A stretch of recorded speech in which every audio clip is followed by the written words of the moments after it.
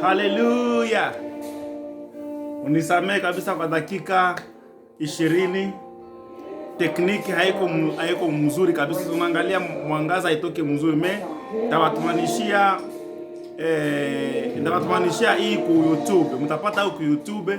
Niwe mko warafiki yangu mtapata hayo ku WhatsApp au mtapata kunani kunani yenu ku Johnny tena messenger yenu. Ndabatumanishia hii message, mtaipata mzuri yenye iko clear, yenye iko ya mzuri kabisa. Basi chukua kipindi kiloko ndani ya maombi. Message kwa Kiswahili. We are preaching in Kiswahili today, Monday and every Saturdays. Kiswahili message. And this message is already on Facebook, George Banjo Badesire. You can find this message in English and Swedish. So I always preach English, Swedish, or Kiswahili. The Lord bless you for watching. You can share this video with your friends, and the Lord bless you and your family in Jesus' name. I see some people that want to connect here on video. Maybe it will be possible, and you can ask your questions.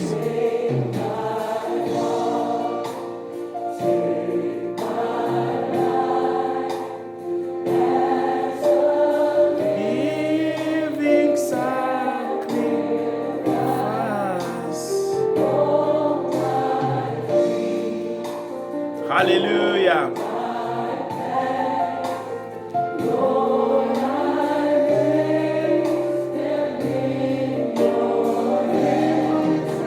I give myself away. Oh God, give myself away so you can use me. Give myself away. Hallelujah. Give myself away so you can give myself away. Thank you, Lord Jesus. Give myself away.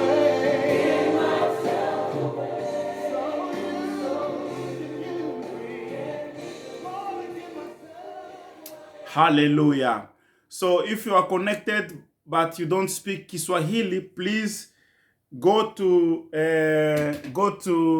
you don't hear Kiswahili, you don't speak Kiswahili, so go to George Banjo Badesire. There I have this messages there in English and Swedish. The Lord bless you. For those who speak Kiswahili, just connect yourself and share this video, share this message over to others in video part. So go there and share to others. And if you have questions, there is a button that you can press, and you can connect with me live on video, and you can ask your question and I will answer you. So nasema hivi, kubale wenyewe basema Kiswahili, basi amseme Kiswahili, amseme hii lugha yetu ya Kiswahili ya Kongo ama ya Kenya, Tanzania, uende katika video yangu ku Facebook yangu ya George Banjo Badesire. Pale huko message yote kabisa ya Kiswahili na English, Kiingereza. Basi Mungu awabariki. Naanza ujumbe ya leo na tumefungula katika jina la Yesu Kristo. Ninaamini kama umebarikiwa na Mungu amekubariki ili upate uhai ya siku ya leo, uone siku mpya ili upate kumtukuza Mungu aliye baba ya wale ambao wamekwisha kumwamini. Ndio ujumbe nasema, watoto wa Mungu na watoto wa shetani. Nani mtoto wa Mungu na nani mtoto wa shetani? Kwa sababu watoto wa shetani yuko katika dunia hii. Wanaishi, banakula, banafanya kazi, banatembea, banaishi, bameoa, bameolewa, lakini mtoto wa shetani. Njoo ujumbe tuko nayo leo yenye ilianza toka jana. Basi ninaamini kama video hii itatumika mzuri sana na utabarikiwa katika mafundisho ya siku ya leo. Mimi siko mhubiri wa sai kuhubiri dakika 20, lakini ndeza kuhubiri mingi kushinda 20 minutes, donc dakika 20. Inaweza kuwa 30, 45, lakini ya lazima nisema nikupatie mafafanuzi mzuri, maelezo mzuri juu ukomprendre, uelewe vitu vyenyewe niko nafundisha, naone kama Roho Mtakatifu ilifanya ndani kazi gani juu upate hii ujumbe. Paski kila ujumbe yenyewe Mungu analeta zaidi sana kwa wale ambao wanamutii na kumheshimia, inataka baraka ndani ya watu mingi. Mungu akubariki wewe unakuwa connected saa hii. Mungu akubariki sana kwa jina la Yesu Kristo. Haleluya. Tunaanza ujumbe tu katika kitabu ya Waefeso sura 2.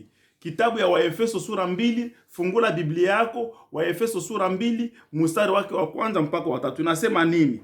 Ninyi mlikuwa wafu kwa sababu ya makosa yenu na zambi zenu mlizotembea ndani yazo zamani, kwa kufuata mwenendo wa ulimwengu huyu na kwa kufuata mfalme wa uwezo wa anga, roho yule anayetenda kazi sasa ndani ya wana wa kuasi. Ile ni 2:3 inasema nini? Katikati yao sisi sote tuliishi vile vile katika tamaa za mwili wetu, tukifanya mapenzi ya mwili na ya nia, na tulikuwa kwa tabia wana wa kasirani, wala kama wale wengine. Sasa nasema hivi, unasoma kuanzia Efesiens chapitre 2 verset 1 jusqu'à 3, Waefeso chapitre 2 moja mpaka 3. Paulo iko nafundisha mafundisho, anasema juu ya batu benye. Mungu akubariki ndugu Fisto, Mungu akubariki ndugu yangu Jackson, Mungu awabariki nyinyi wote ambao mko connected. Siwezi kuona kila mtu, lakini nasema tu Mungu awabariki nyinyi wote mko connected pale. Naona mwingine alomba video hapa, tutaweza itika. Ukituma video call yako tunakuitikia pale, na unaweza kwa connected limwa ku video, tunaonana face to face hapa. Mimi mko mnaniona, mimi siwaoni. Sasa Biblia inasema mzuri kama zamani nyinyi mlikuwa wafu, zamani tulikuwa wa mort. Kama hauamini Yesu Kristo, ushakufa, hauko mzima. Ushakufa, hauko mzima. Utanyesikize kiloko nda check kama iko naonekana hii. Haleluya. Niko fasi mbili, niko na play in ya kwenda ku YouTube na niko na play live ku Facebook hapa. Sasa Biblia inasema mzuri, zamani tulikuwa tuko wafu. Maisha bila Yesu Kristo ni kukufa, huko mdunia lakini huko mufu. Sasa ndio anasema nyinyi mlikuwa wafu kwa sababu ya makosa yenu na zambi zenu. Mlizotembea ndani yao zamani. Zamani tulitembea ndani ya mazambi. Shie bote, hakuna mtu mwenye akufanyaka zambi. Mimi nilifanya mazambi. Sasa zingine naomba wanisikilize ulifanya mazambi. Lakini sasa katika Kristo, ukisha kuamini Yesu Kristo, inabidi unabadilika. Sasa ndio nasikia, mtoto wa Mungu ni nani? Mtoto wa Mungu ni mtu mwenye amempokea Yesu Kristo kuwa Bwana na Mwokozi wa maisha yake. Amempokea na kumkubali. Haiko tu kumpokea bila kumkubali. Unaweza pokea mtu mnyumba lakini haumlalishe mwako. Unampokea tu mnyumba, ni mgeni anakuya mehala haikalake kwako. Batamuuliza unaikalaka wapi? Mimi naikalaka fasi fulani, mimi naenda kulia fasi fulani. Huko watu wanaenda kukula neno la Mungu mkanisa fulani, lakini abapokeaka Yesu Kristo hayaikalaka ndani mwao. Banatembeleaka makanisa tu kwenda masiku ya Jumapili, madimanche, banaenda kama mkutano na mabiblia, lakini Yesu Kristo hakae ndani mwao. Kama Yesu Kristo anaikana ndani mwako, anaikana ndani mwangu, matendo yangu itabadilika, masemi yangu itabadilika, mafikiri yangu itabadilika. Haleluya. Ndio Paulo anasema zamani tulikuwa wafu. Mufu ni nani? Mufu ni mtu mwenye haezi bouger. Mufu ni mtu mwenye haezi sema. Mufu naisha kufa zamani. Sasa wakati tulipokea Yesu Kristo, tukapata uzima ndani ya Kristo. Ndio Kristo anatupatia sasa uwezo, anatupatia sasa na uzima kupitilia roho yake. Lakini kufuatana na matendo ya kazi zake, ndani tulikuwa tunatembea na njia ya uasi. Shetani alikuwa anadomine juu yetu sie bote, banadamu chini ya jua. Sasa Biblia inasema hivi, katikati yao sisi sote tuliishi vile vile katika tamaa za mwili. Ukeishi katika tamaa ya mwili, pastere, mtume, profete, sijue vitu gani, bishop, archbishop, kama ungali na matamaa ya mwili zingali zinaonekanaka ndani mwako, banakunasa ndani ya kitu fulani, banakuona ndani ya vitu fulani. Sitaki sema majina sasa, hiyo ndasema majina mkitabu ya nani ya Galatia chapitre 5, wa Galatia sura 5. Pale tutasema majina yenyewe. Ukinasika ndani wewe Mkristo wala mimi nikenasika ndani, tunakuwa disqualifié. Maana tunakuwa tumepotoka zamani, tunaenda pembeni. Haleluya. Bwana Yesu asifiwe sana. Sasa hapa kwa kitabu wa Efeso tunasoma kwanza 1, 2, 3 kama ni namna gani tulikuwa wote ya zamani, tuliishi namna gani, tulitembea namna gani mwele njia ya zamani bila kumjua nani? Yesu Kristo. Tunaendelea mbele kidogo katika kitabu cha kitabu ya Jean chapitre 8, Yohane chapitre 8. Tunaenda kuanzia ku 41, uanzie ku 41. Niko nasema Swahili ya Kongo na Swahili ya nani? Swahili ya Kenya na Tanzania. Mimi nachanga Swahili juu bandugu bananifataka wa Tanzania, ba wapi bafate mzuri message bakubali mzuri. Haleluya. Bwana Yesu awabariki mama Rebecca, mama Esther, bandugu yangu wote naona pale na Justin na iko connecte wengine tuma wengine nao wapate baingie ndani na message. Leo tushateseka sana mwa hii dunia juu tunaishi na watoto ya shetani. Na sasa tunaishi na watoto ya shetani na sio tushaamini Yesu Kristo, nabii tujitenge kabisa, tusikue katika matabia zile za watoto ya shetani. Juu mtoto wa shetani anaonekanaka waziwazi. Na hii message itarevele na utaona kama kuko na bapasteri sagisimie, kuko na baevangeliste sagisimie, kuko na bamtume sagisimie, kuko na ba mwalimu ya evangeli sagisimie, kuko na babishop na wengine wote ba missionnaire sagisimie. Benye nao baisha kuwa ndani ya hii mambo ya watoto ya shetani, unaona zinaonekana waziwazi. Haiko tu wa politiciens ndio wapagani. Bapagani basha kwa mingi sana mu makanisa siku ya leo. Haleluya. Bapagani. Mtu anasema tu ni Mkristo anatembea na Biblia lakini ni mpagani. Mpagani ni nani? Nasema kidogo jai. Sasa kuko grupe tatu. Niko nataongea leo magharibi juu ya vikundi tatu.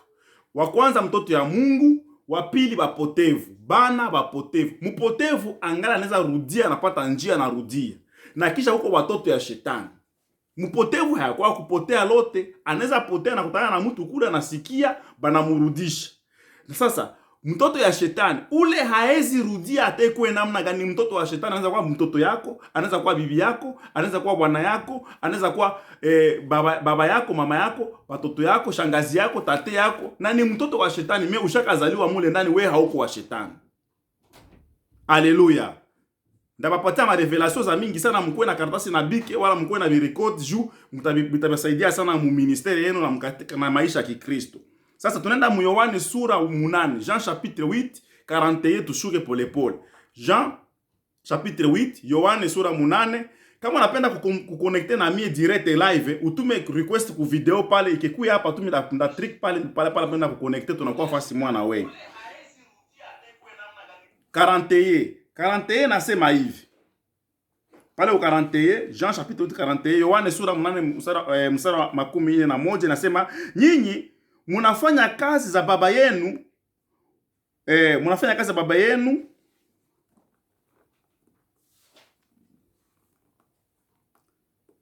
Wakamwambia, sisi hatukuzaliwa katika uzini. Kila mtu wote mwalizaliwa katika uzinifu. Maana anaonekana kama ni mtoto wa nani? Wa shetani. Juu Yesu anasema, nyie mnafanya kazi ya baba yenu. Nao bakamujibia Yesu bakasema, shie hatukuzaliwa kutokelea mu uzinifu. Si mnaangalia kama natengaka watu makanisa. Sasa unafanya uzinifu wanakutenga mkanisa, maana yake ulifanya act ya nani? Tendo ya nani? Ya shetani. Uzinifu.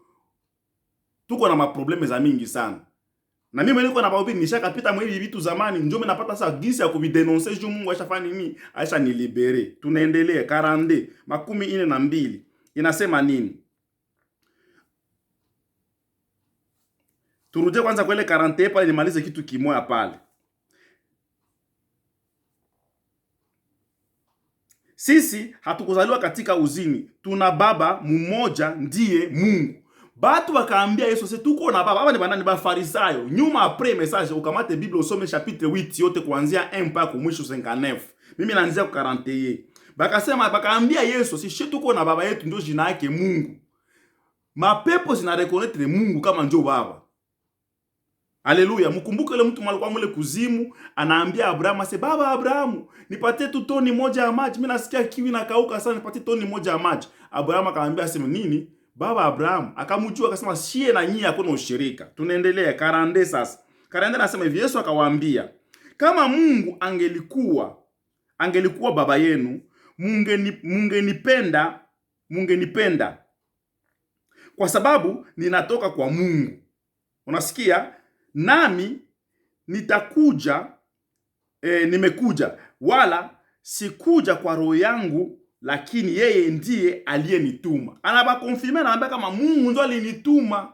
Mimi natokelea mbinguni, nyie hamuendaka mbinguni, mimi natokelea mbinguni. Mimi nilikuja hapa juu nifanye nini? Nibaambie mambo inangala ufalme wa mbinguni. Bafarisayo bakasema nini? 43. Maneno gani hamwezi maneno gani hamwezi kufahamu usemi wangu? Ndio maana kusema jua la mwezi kukomprendre masemi yangu. Kama hamwezi kunielewa, iko na j'expliquer mbele yao. Ni kwa sababu hamwezi kusikia neno langu. Habawezi kusikia neno la Mungu. Kama mtu hawezi kusikia maneno ya Jesus Christ, ule mtu ni mtoto wa shetani. Mtu tu mwenyewe unaona anaingia mkanisa mais hakuwe concentré asikie parole, na hakwake nataka kusoma Bible kwake, na hakwake nataka kumedite parole de Dieu, wala kuingia ndani ya kilindini atafutishe predication kubatumisha Mungu, atafutishe kujua kama Mungu ni nani, kama Yesu Kristo alikia kufanya kazi gani. Ule mtu yuko na probleme ya nguvu sana. Surtout wewe mwenyewe uamini uko mbali sana. Omo uko mpotevu, lakini usiku mtoto wa shetani. Tunaendelea. 44. Nyinyi wa baba yenu shetani na tamaa za baba yenu munataka kuzifanya. Yeye aliyekuwa muuaji tangu mwanzo na hakukaa katika kweli, kwa sababu hakuna kweli ndani yake. Wakati anaposema uongo, anasema yaliyo yake mwenyewe, kwa sababu yeye ni muongo na baba ya waongo. Shetani anasema kabongo. Yesu anasema kwanza, iko anabambia sema nyinyi na baba yenu shetani. Usikie pastor wako anaanza kuambia vile mkanisa, so utakimbia, utarudia tena ndani. Anasema we nyie na baba yenu shetani. Iko anaambia bafarizio, watu wa mingi baneka pale, wanafunzi biko pale. Anasema nyie na baba yenu shetani, muko wafanya zambi, muko wakaidi, mnafanya zambi. Shetani yeye ni muuaji tangia zamani. Anasema kabongo. Sana anasema bongo, hakwake na eskize ndani ya bongo yake. Unashikutana pale. Nilikuwa naambia watu nikasema mie nilijikutana mwa hii message nikasema Mungu nisamee kwa mabongo yote nishakasema. Unaona? Mtoto ya Mungu anafaka ninakuwa anajiretrouver na confesser limona. Unashikutana kama hii maneno ni yako, unatubu pale pale. Usingoe usibakie ndani. Tubu, tengeneze. Na mimi ni tubu nitengeneze. Sasa Yesu anabambia anasema sema Mungu na baba yenu ndio shetani. Sasa unaweza kushanje mtoto wa shetani akuwe mtoto wa Mungu. Hatuwezi kushanje watoto ya shetani wakuwe watoto ya Mungu. Haleluya. Unaweza unahubiri mpaka utamalizaka misio yako kudunia, na mtoto wa shetani hatafaka nini? Hata ukukaka.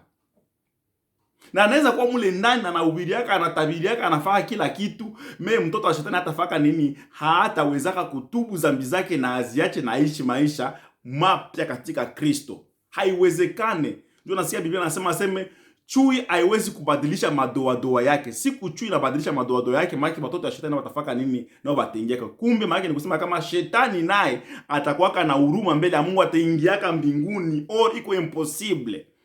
Mbegu ya shetani na mapepo na watoto ya shetani wenyewe kwa dunia waingie mbinguni. Yesu kwanza hapa anatosha watoto ya shetani. Mimi naanzia kwa watoto ya shetani kuonesha watoto ya shetani banani. Tutaenda kwa watoto ya Mungu, tutaenda kwa watoto wao washakuwa wapotevu. Kama Mungu anaturuhusu tuendelee kule kote. Amen. Haleluya. 45 nasema nini? Tusome 45 tusikie. Nami kwa sababu ninasema kweli, kwa sababu nimesema kweli, hamuniamini. Yesu ndio njia, kweli na uzima wa milele. Yesu, ukiingia kwa Yesu unakuwa ndani ya njia ya kweli, unakuwa ndani ya njia ya kwenda kwa Mungu, na ndani yake mko kweli, na ndani yake ndio mko ndani uzima. Yeye ndio kuna uzima. 46 inasema nani katikati yenu anayenishitaki juu ya zambi? Yesu anawapoze question. Unasikia bandu yangu ba Kristo, nani katikati yenu mwenye ananishitaki mie Jesus Kristo, mie Yesu Kristo kama niko na zambi? Ngo sikie maneno na ndatokela kwa watoto ya shetani. Sasa baanta kuakize Jesus.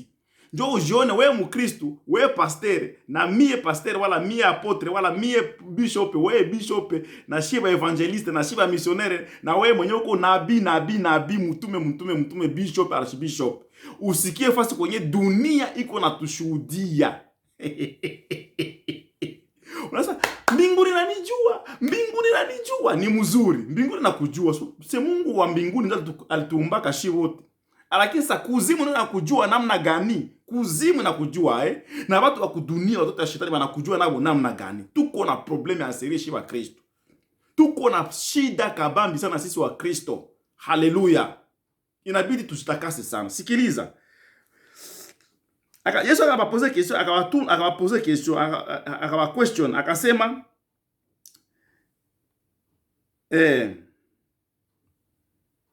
Nani katikati yenu 46, nani katikati yenu anayenishitaki juu ya zambi?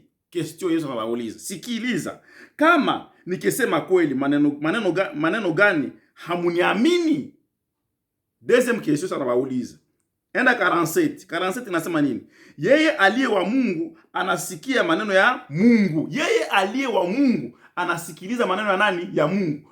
Miziki ya nani? Ya Mungu. Makonseri za nani? Za Mungu. Mtoto ya Mungu anasikia maneno ya nani? Ya Mungu. Hata sikia miziki ya Koffi Olomide ya Weranson. Kamatika. Alpha Blondy, Bob Marley. Mtoto ya Mungu hasikiake maneno ya mtu mwingine kama haiko maneno ya nani? Ya Mungu. Nyimbo za nani? Za maneno ya Mungu. Hapana maneno ya nini? Ya dunia. Yesu anabambia waziwazi. Basi nyinyi hamusikii. Aseme nyinyi hamunisikie. Niko hapa Yesu mbele yenu fasa afasi, me hamunife nini? Hamunisikii. Sasa pastor ndio watasikia. Apotre ndio watasikia, nabii ndio watasikia, profeta ndio watasikia, kama ndio profeta, kama apotre, kama evangelist. Hapana. Sisi tuko wanadamu, tunahubiri kutokelana na Biblia, kuwezo ya Roho Mtakatifu na neema ya Yesu Kristo. Lakini sikia Yesu pekee na uhubiri, watu wako wanamuendesha ubishi, wanampinga fasa a fasa Yesu Kristo. Sikiliza 48, 47 47 tumalize 47 pale. Basi nyinyi hamusikii kwa sababu nyinyi si wa Mungu. Hamunisikii juu hamuko watoto ya Mungu. Frère, sœur, muko unanifuata badada bakaka. Kama unasikia unahubiri mtu hakusikii, hata ikuwe mtoto yako, akuwe bwana yako, akuwe bibi yako, hapendi vya Biblia. Vya Biblia hivi havipendi. Bwanako hapendaki asikie hivi. Bibi yako hapendaki asikie hivi. Fiancé yako hapendaki asikie hivi. Mwache mbele wakati usiende kuingia mu probleme ya bure. Tokana naye, kimbia mbali ya ule fiancé. Ataka mshaka pana mali, babaki na zile mali zihombe. Sura sikia Yesu anasema wazi. Akana tu kupinga tu maneno ya Mungu, anza kupinga. Bwana muachie mgongo jiende njia nyingine. Usikuwe na kaza tu kuamini Yesu Kristo. Nilikatala ile tangia vendredi passé na dimanche na jua hii mafundisho. Sitakazaka tena mtu aamini Yesu Kristo. Nilikuwa na bifaka zamani Mzambe Malamu. Nilisha viacha biebe na hapa Sweden na kule kote kwenda pita. Sitakazaka mtu. Mimi naambia paf hasikie, mimi namwacha. Mwana asikia anakuya. Kama hapendi na muacha, mimi nafasi sambrasa si ya mhubiri yake hata siku moja. Haleluya. Yesu anabambia waziwazi hapa. 49 nasema nini? 48 tu, ile 48. 48 sasa. Basi Wayuda, siki hapa ni Bajuif. Bajuif hapa haiko Bakongole, haiko Barega, haiko Banyamulenge, haiko Bambuti na haiko Baamerike. Bayahudi wakamwambia nini? Basi Wayahudi walimujibu wakamwambia, hatuseme vizuri ya kama wewe mtu wa Samaria na una pepo? Unasikia watoto wa shetani? Hata hauna zambi, batakupakala zambi. So nasikia wanakamata sasa kiseveke Mungu na wanamtia kwa television, wanamsemea kibongo mwe fulani, Moize Mbie wanamsemea kibongo mwe fulani, utasikia kesho George naye wanamtia pale wanamsemea kibongo mwe fulani, kenye siko ndani unishakitoka ndani zamani, mimi banakitia pale. Usishangale. Usishangale. Mwenyewe wananasa waziwazi atubu. Mekaba na kusemea kibongo. Shukuru Mungu, tukuza Mungu, imba, sifu, tukuza, ruka kwa shangwe na yowe. Tukuza Mungu ase vinatimilika sasa. Haleluya. Bayahudi wakamwambia sema, wewe uko mtu wa Samaria, njoo kule kumsamaria wewe kwa Samaria. Unasikia? Banapatia Yesu wafi fasi nyingine kwa Samaritain. Esi Yesu ni Msamaria? Banasema Yesu ni Msamaria. Yesu alikuwa Juif, alikuwa kutokea kabila la Wayuda kule kujuda, kwa hiyo Yuda Iskariote kule. Me hapa Bayahudi wanamsema sasa wewe uko mtu wa Samaria. Jua aliingia mu Samaria kule akaenda kufanya nini? Mnakumbuka mu Jean chapitre 4. Akaokoa Basamaria kule. Sasa ile kupita kwa Samaria kule. Sikiliza revelation. Ile tu kupita mwa ile parti kule. Maana sasa sisi tunakalaka ku est pale mu Kongo. Unasikia banatuitaka sisi tuko ba Rwandais. Sisi tunekala mu est kote ya Rwanda. Ukisema Kinyarwanda wanasema naosha kwa to Rwandais. Unasikia? Sasa kwa kifupi ni parenthese ile. Hapa Yesu alipitaka mu Samaria mu chapitre 4. Akaokoa ule mwanamke Msamaria, village mzima wakaamini Yesu Kristo. Njo aba Juif juu ya mapepo za watoto wa shetani wanampakala aseme wewe Msamaria uko na mapepo. Manifuata mzuri. Tuende bali mwitaka Msamaria. Juu aliokoaka Samaria. Ndio wanamuita Msamaria. Ase na iko na nini? Na mapepo. 49. Yesu akajibu, sina pepo. We peke, mi peke tunapaswa kujua kama tuko na makosa. Mi peke napaswa kujua kama niko na pepo wala kama sina pepo. Haleluya. Bwana Yesu asifiwe sana. Mungu akubariki, Mungu awabariki. Rekomande wengine pale, tunaingia pale ku video yako, una play video part. Ukisha play unagawania rafiki yako, mtoto wa Mungu ataifuata naye. Na anagabulia mwingine. Muende mko mnagabuliana. Juu message iko mrefu sana. Inaweza fanya 1 heure tanjo na yaisha wala 1 heure 20 minutes. Haleluya. Yesu akamwambia sema mimi sina mapepo. Uko unasikia mtu uko na defendre maisha yake mbele ya Yesu, anaambia Yesu Kristo asema Yesu Kristo wewe uko na mapepo. Mimi sina mapepo. Wewe ndio uko na mapepo Yesu. Naisha abaita kwanza watoto wa shetani, anasema baba yenu jina yake shetani, mnafaka tamaa za baba yenu shetani. Lakini baba anamgeukia anasema wewe ndio uko na mapepo wewe Yesu Kristo. Tunaendelea 49. Yesu akajibu, sina pepo lakini ninaheshimu baba yangu na nanyi hamuniheshimu. Unasikia? Yesu akamwambia mimi sina mapepo, mimi naheshimia baba yangu. Baba ni nani? Tunaona kama Jean chapitre 4, Yohane sura 4 mstari wa 24. Yesu anasema Mungu ni roho, ndio baba. Baba ni roho na roho ya Mungu ilianza kumwanzo katulia juu ya maji. Ndio roho ile. Alikuwa ndani ya Yesu Kristo. Ukimwona Yesu Kristo unaona nani? Unaona baba. Akaambia wale wa Filipo, wa Toma, akasema mkiniona mimi mmemwona nani? Baba. Alikuwa ndani ya Kristo. Haleluya. Sasa batoto ya shetani bakaambia Yesu asema wewe uko Msamaria, bakashantia kwanza kwenye alitokeleaka. Jo nasikia watu leo biko wanachukiana leo. Chuki yenyewe kwa ndani ya watu ilikuwa katangia zamani. Kama unaangalia mtu anachukia Munyarwanda, mtu anachukia Munyamulenge, mtu anachukia Kongole, mtu anachukia Muluba, mtu anachukia Mushi, mtu anachukia Donald Trump, mtu anachukia mtu gani? Ule mtu ile chuki haiko chuki ya chuki ya kinadamu, ni chuki ya shetani ndio iko ndani ya ule mtu, anachukia watu wengine. Mungu atusaidie sana.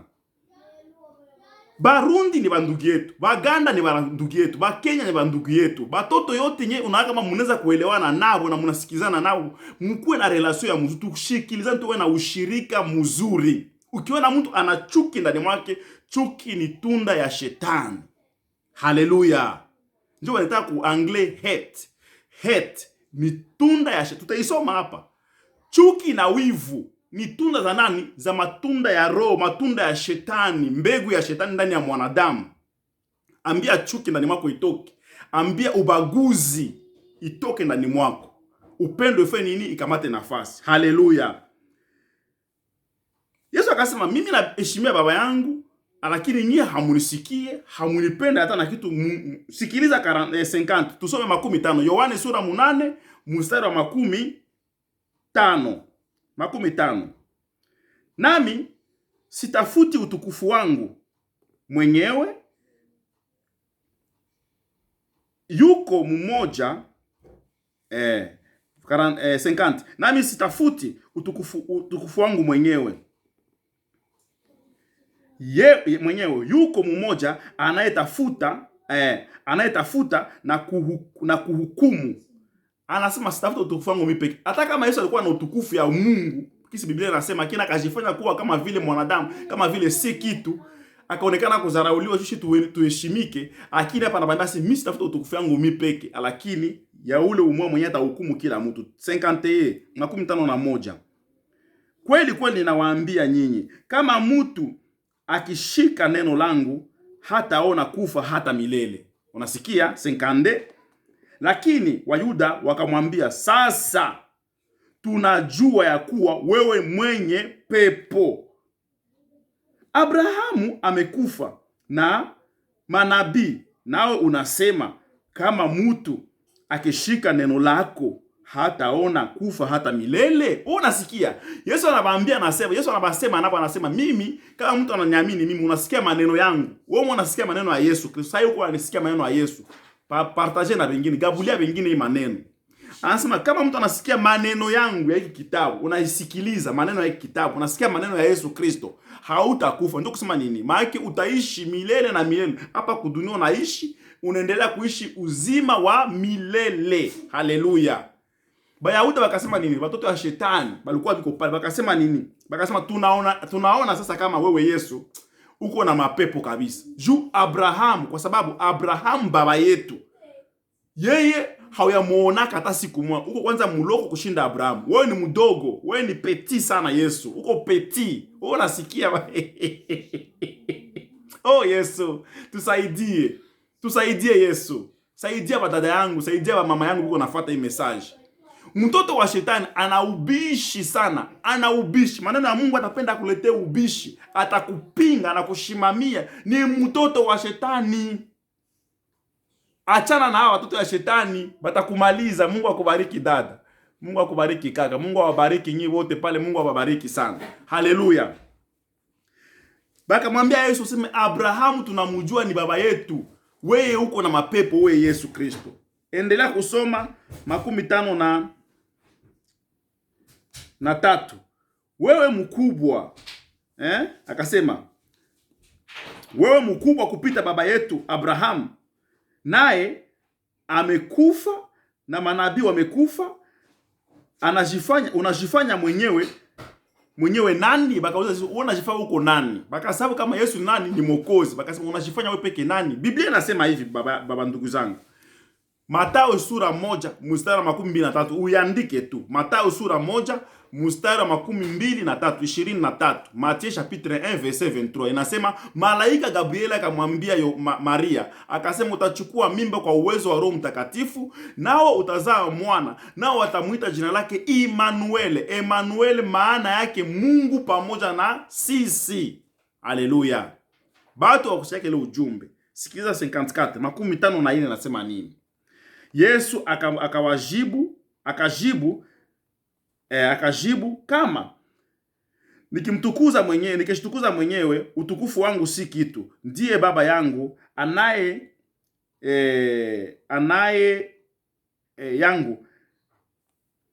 anayenitukuza. Nanyi munasema ya kama yeye ndiye Mungu wenu. Mungu anatukuza Yesu Kristo. Mnakumbuka siku ya ubatizo, Roho ya Mungu ikashuka, ile roho ikashuka sawa njiwa, ikasema huyu ni mwana wangu mpendwa wangu, ninayependezwa naye sana. Mufanye nini? Mumusikie. Roho ikashuhudia mbele ya Yohana Mbatizaji na watu wote walikuwa biko pale.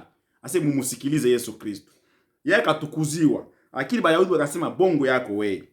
55 inasema hivi. Nanyi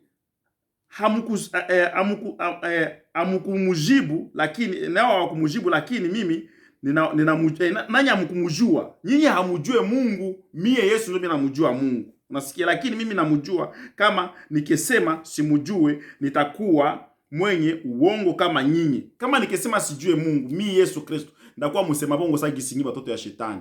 Mtoto ya shetani anasema kabongo. Lakini ninamjua na ninashika neno lake. Twende 56. Baba yenu Abrahamu alifurahi kuona siku yangu, akaiona akafurahi.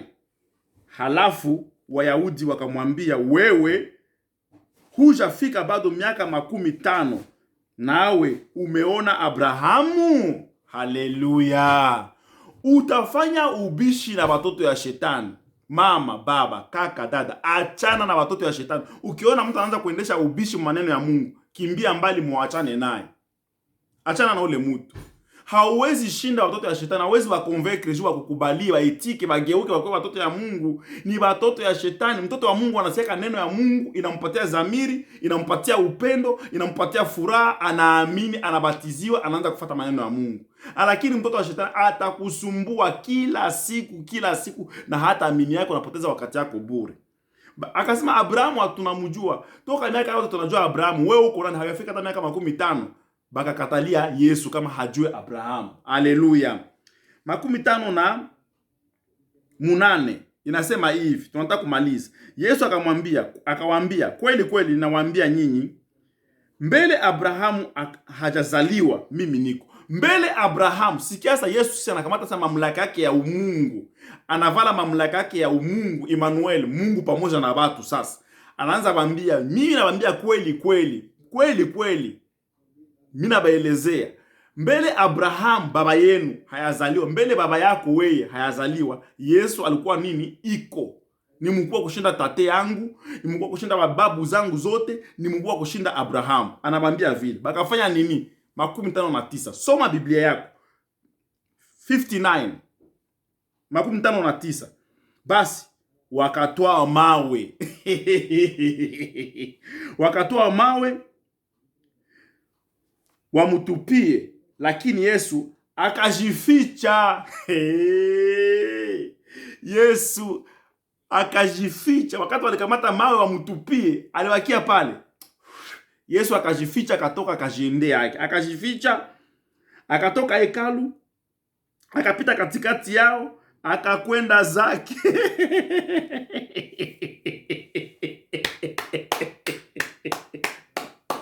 Haleluya! Haleluya! Mkristo, usibakie usibakie munyumba ya mtu mwana zarawaka maneno ya Mungu. Mtu kazi yake ni kupinga watumishi ya Mungu. Yesu alikuwa mtumishi, anaja kuduneza hizi mtumishi wa Mungu, yeye peke ni Mungu mzima. Ukiona mtu anaanza kupinga wapasta, mtu anaanza kupinga watumishi wa Mungu wenyewe wanajaa utukufu ya Mungu na wanafanya kazi ya Mungu kwa kweli, na unajua kama hao watu wanatumikia Mungu. Ukiona mtu anaanza kuwapinga, kimbia toka mnyumba yake, mwambie sasa nilikuwa kukutembelea lakini naangalia muda wangu ya kurudia nyumbani imetimia. Hivi narudi kwa mume wangu, wala narudi kwa mke wangu, wala narudi kwa watoto wangu, wala na kazi nyingine fulani niko nafanya. Kimbia sana mbele ya wakati. Mtu alikuja kutembelea nyumbani mwako, anakuja na maneno kama hii hao Wayahudi hao. Anaanza kupinga watumishi wa Mungu wenyewe wanahubiri kuhusu dhambi. Kwa sababu mtumishi wa Mungu wowote wa Mungu atahubiri mambo ya mbinguni, watu waingie mbinguni. Na njia moja kuingia mbinguni ni kutubu dhambi zetu, tubadilike ili tuwe kama vile Yesu Kristo, tuingie katika mbinguni kwa raha ya milele. Sasa ukikutana mtumishi wowote mwenye anaanza kushimamia bale wenyewe wanafundisha neno la Mungu, ama mtu anaanza kusema vibaya, kusengenya watumishi wa Mungu, umuswali, muulize juu ya nini ule mtumishi ni mbaya mbele yako? Alikuwahi kufanya kitu gani kibaya? Akupatie jibu. Na kama akupatie majibu, wewe muulize, ninaweza kuita ule mchungaji, ama kuita ule mama, ama kuita ule kaka, ama kuita ule dada, wewe na mimi tuongee hii maneno unasema saizi? Mtoto wa shetani atasema siwezi kukutana na huyo, ule ni kama vile shetani. So nasikia anasema huyo mama ni kama vile shetani, huyo baba ni kama vile shetani, kwa sababu ule mtu yuko nasema ndani mwake ndio shetani peke yake. Pale unatambua mara moja, pata ufahamu baba, pata ufahamu, huyu mtu yuko nasema ni shetani ndio yuko nasema ndani mwake. Toka pale, kata mkono, ambatana na ule mtu, atakuharibisha maisha yako ya kiroho kama vile ya kimwili. Haleluya. Tunaendelea mbele. Ilikuwa Yohana ile. Bayahudi wakamata mawe bapige Yesu wamuue. Yesu akajificha. Atujua kama alijificha ndani ya watu mingi pale, basi mpige mawe. Na baadaye Yesu akatoka katikati yao, akaenda njia nyingine akawaacha. Unabarikiwa, umebarikiwa. Kama umebarikiwa sema nimebarikiwa, andika pale nimebarikiwa, andika pale amen. Andika amen kubwa kwa sababu umebarikiwa, na uandike ile maneno ndani ya moyo wako. Usipotezake ile maneno, kwa sababu shetani ni adui mubaya sana, anakutafuta wewe na mimi usiku na mchana, akutoshe kutoka mapenzi ya Mungu uende katika mapenzi ya wanadamu na mapenzi ya dunia hii yenyewe tuko tunaishi ndani siku ya leo. Bwana Yesu asifiwe sana.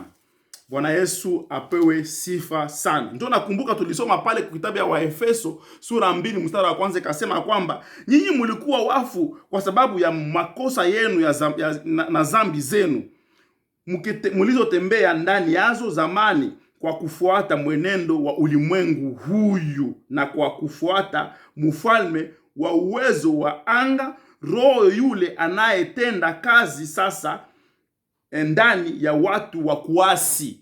Roho inatenda kazi ndani ya watu wa kuasi. Baasi ni watu wenyewe wanakatala Mungu, hawampendi Mungu. Mwi dunia, vitu ya dunia, hata kuishi Ulaya, kuishi Amerika, kuishi sijui Australia, kama ilikuwa kwa njia ya uongo, umefika tayari. Tengeneza maisha yako sasa. Shetani asikutana na nguvu juu yako. Tubu mbele ya Mungu. Ambia baba nisamee. Baba nimesema uongo kwenye ACR. Nimesema uongo kwenye wakubwa wa nchi. Nimesema uongo kwenye office fulani. Nisamee baba, nitakase na damu yako. Nisafishe Mungu. Tubu. Tafuta watumishi wa Mungu wenye wanajaa na mafuta ya Roho Mtakatifu, waite, wakusaidie, wakutilie mikono, wakuombea, hapana kwa phone. Ufika mbele yao, Tengeneza maisha yako na mimi nitengeneze maisha yangu, tukue safi mbele ya Mungu. Siku ziko zinaenda mubaya, siku ziko zinaenda zinaisha, dunia iko na geuka. Batu bataingia kuzimu kama habakutengeneza maisha yao. Wakristo watatupiwa kutoka mbinguni kushuka ndani ya moto. Mathayo 25 nasema vile Yesu atakabula kondoo na mbuzi, anasema toka, sikuwafahamu nyinyi. Tengeneza na mimi nitengeneze maisha yangu. Wongo, usema wongo. Wongo moja tu inachafula kila kitu ya mwanadamu ndani mwake. Amen. Haleluya. Tunaenda katika kitabu ya Tito. Pale tumeona watoto wa shetani namna wanabishana na nani? Na Yesu Kristo. Tunaenda sasa katika kitabu ya Tito, tuangalie namna gani watu wanatembeaga. Sikia, wana strategy, wana mipango zao, wana nia zao, wana mafikiri yao, wana mwenendo yao wanaishi ndani. Tito sura moja, kitabu ya Tito chapitre 1 verset 16. Tito sura moja mstari wa 16. Mstari moja tutasoma pale. Tito chapitre 1 verset 16. Nasema hivi: wanakiri ya kwamba wanamjua Mungu, lakini kwa matendo yao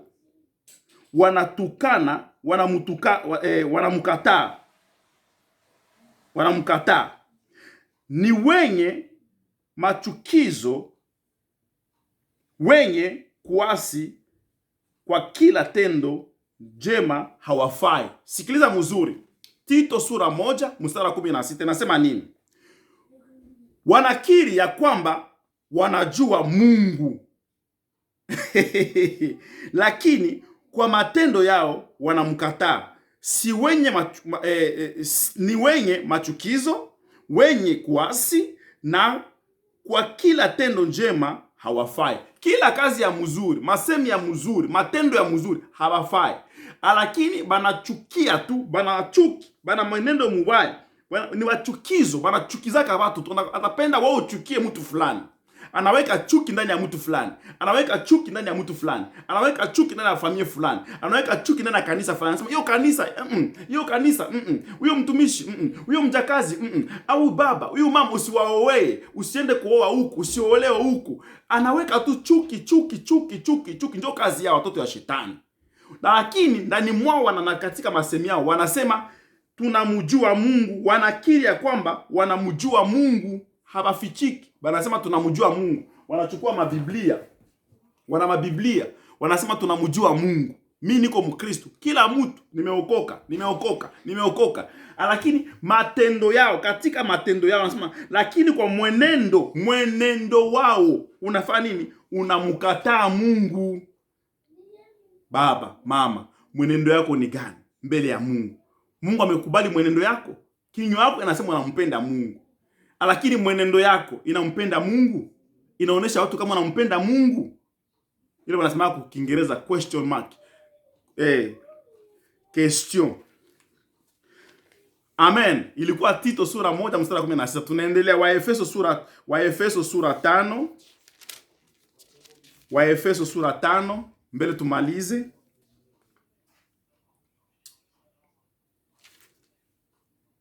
Tukamate Waebrania sura 5 mstari wa 6. Tutasoma Waebrania sura 5.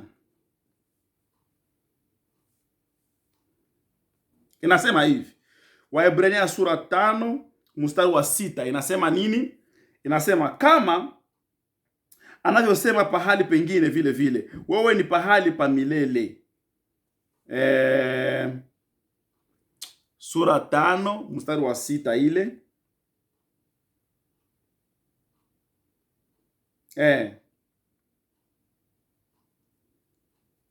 Atafadhali.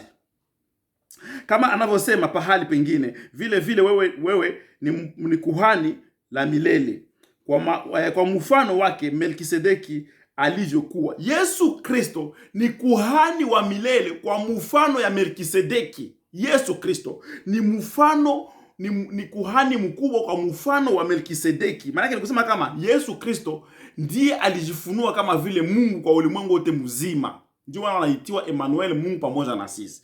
Sasa hapa wakati Wayahudi walimwendesha ubishi katika sura 8 ya Yohane, walikuwa wanamwendesha ubishi kwa sababu wanajua nguvu zake, akiwa wanazikana kama huyu siye Mungu, wanamukana. hawapendi kukubali kama yeye ndio Mungu, yeye ndio Mwokozi. Wanakatala, wanampinga. Ndio tabia ya watoto wa shetani, watoto wapotevu. Tunaenda sasa kusoma kidogo kuhusu watoto wa Mwenyezi Mungu mwenyewe. Sasa watoto wa Mwenyezi Mungu, enda katika kitabu cha Yohane wa kwanza. Tunaenda katika kitabu ya Yohane wa kwanza sura 3 mstari wa 10. Yohane wa kwanza sura 3 mstari wa 10. Yohane wa kwanza sura 3 mstari wa 10. Yohane wa kwanza sura 3 mstari wa 10. Kitabu ya barua ya Yohane wa kwanza sura 3 mstari wa 10. Inarudilia tu uweze kuelewa. Inasema nini?